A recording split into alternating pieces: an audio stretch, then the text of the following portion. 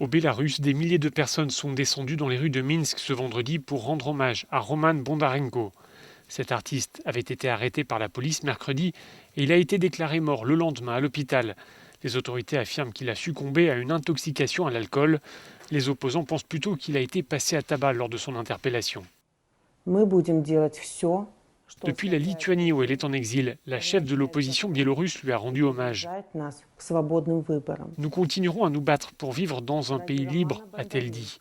Nous le ferons au nom de Roman Bondarenko et de tous ceux qui sont morts pour que nous puissions vivre dans un nouveau Bélarus libre.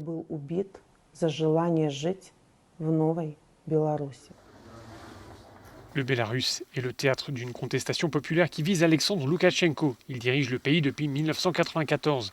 L'opposition dénonce notamment les conditions de sa réélection en août dernier.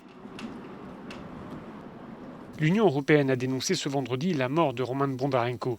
Bruxelles menace de prendre de nouvelles sanctions contre les auteurs de la répression dans ce pays.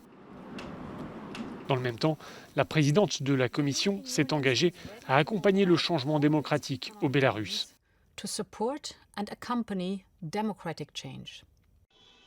L'opposition a appelé à un nouveau rassemblement ce dimanche à Minsk et dans les grandes villes, comme c'est le cas depuis le mois d'août. Depuis le début de la contestation, 4 personnes sont mortes, selon un bilan officiel. Mais ce chiffre serait bien plus élevé, à en croire des sources indépendantes.